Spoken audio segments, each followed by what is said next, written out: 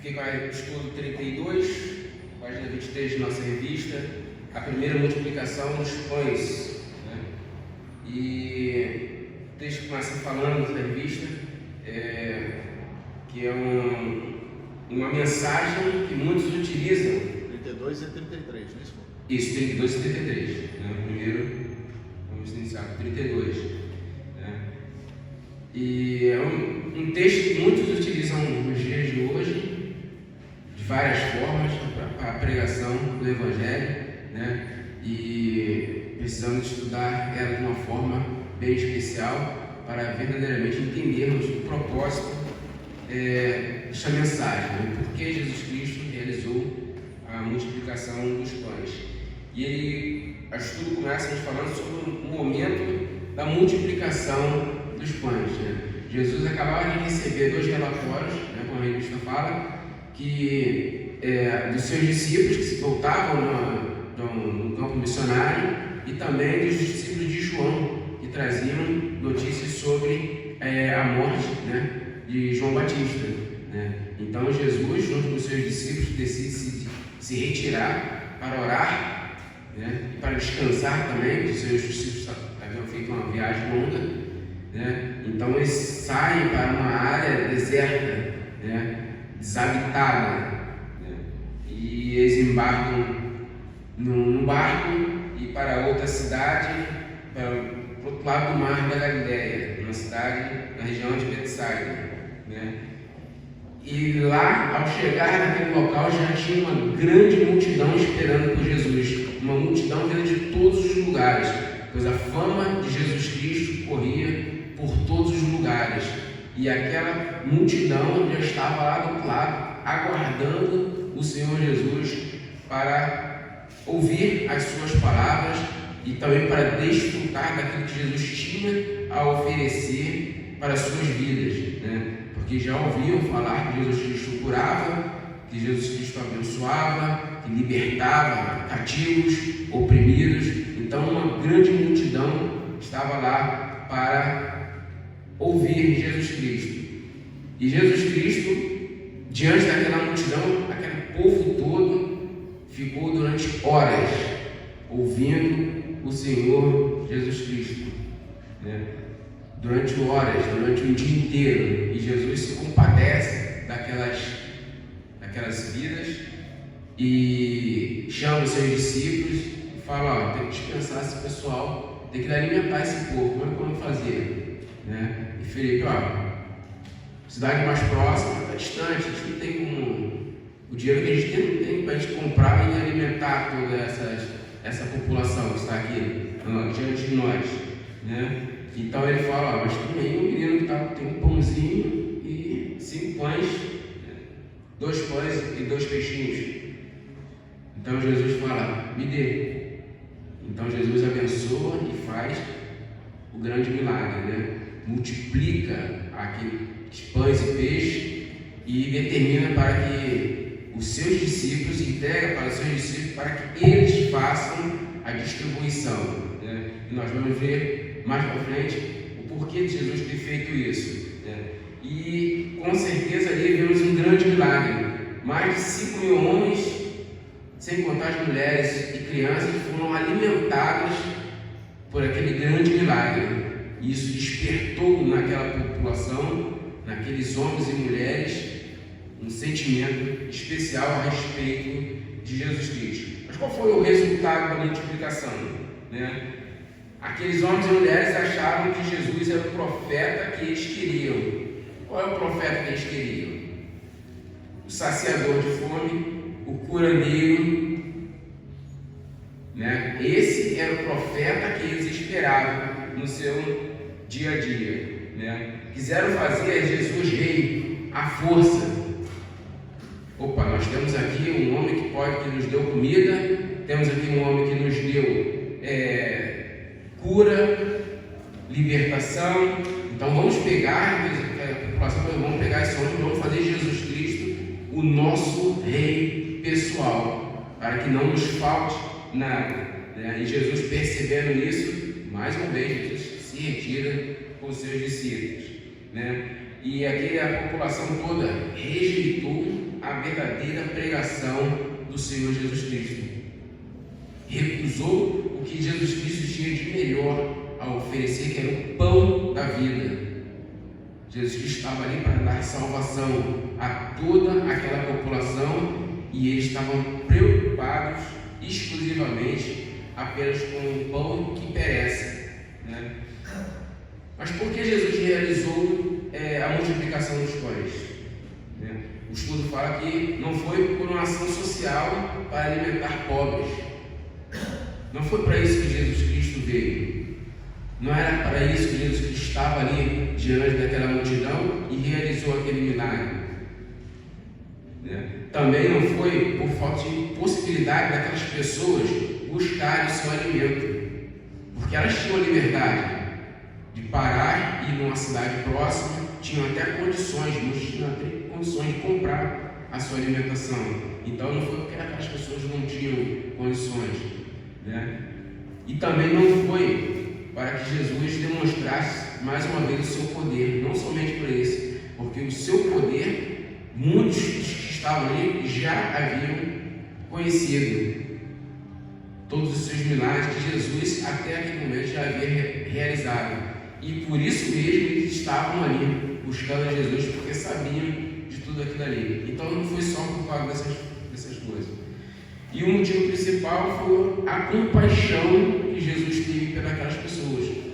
As pessoas passaram horas ali ouvindo Jesus Cristo, aprendendo os seus ensinamentos, e Jesus teve compaixão daquelas vidas, né? Também serviu para orientar os seus discípulos quanto à missão que eles abraçariam no futuro. A missão de pregação do Evangelho, ou seja, os seus discípulos deveriam ter compaixão por todas as almas que estariam próximos a eles. Compaixão pelas almas, assim como Jesus deixou o exemplo, tendo compaixão daquelas vidas. E também deixou a missão de alimentar os famintos da palavra de Deus com os seus próprios recursos, mesmo que fossem poucos, né? Os recursos para alimentar aquela multidão eram poucos. 2 peixinhos, Jesus abençoou e multiplicou. Os recursos que temos e que seus discípulos tiveram também eram poucos, eram que eles tinham ali as palavras do Senhor Jesus, mas com a bênção e a direção de Deus e do Espírito Santo, a palavra do Senhor ia se propagar como se propagou por todos os lugares, né? Utilizar o alimento que o Senhor deu a eles, né? O pão da vida. Essa era a ferramenta, né? De graça dai aquilo que recebeis de graça, né? Oferecendo àqueles que estavam famintos da palavra, oferecendo o pão da vida, que era Jesus Cristo. Esse foi o ensinamento deixado para os seus discípulos, sabendo que para toda aquela multidão que iam estar diante deles, essa era a única e suficiente alimento para essas vidas. Eles tinham que ter essa noção de que o pão da vida era suficiente, assim como foi suficiente para a salvação das suas almas, era suficiente para salvar aquelas vidas também. Jesus, como pão da vida, deu aos seus discípulos para ir ao mundo e não aguardar que o mundo venha a eles. Jesus deu a missão: ide por todo o mundo pregar o Evangelho, e não para que ficassem ali aguardando que o mundo viesse a cada um de seus discípulos. Então, a missão que Jesus Cristo deu para os seus discípulos: ir por todo o mundo e não ficar sentados aguardando que as pessoas venham a cada um de nós.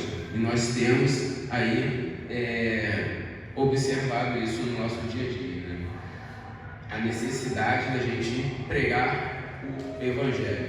Então, esse foi o resumo da lição 32, a multiplicação dos pães e peixes, segundo a palavra do Senhor. Seguindo aí para a lição 33, Jesus anda sobre o mar, realiza mais um feito milagroso diante dos seus discípulos, deixa grandes ensinamentos para os seus discípulos e para cada um de nós, né? Mais uma vez, a multidão cercando Jesus,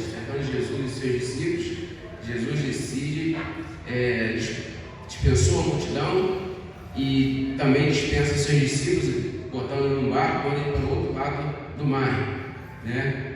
E a palavra no estudo fala que esses homens ficaram durante muitas horas navegando naquele mar. Não foi tranquilo a navegação, né? Eles começam a navegar e no meio do mar, né, se levanta um grande vento e começa a bater no barco, e aqueles homens ficaram em situação difícil, né? E Jesus nesse período estava orando no monte, né?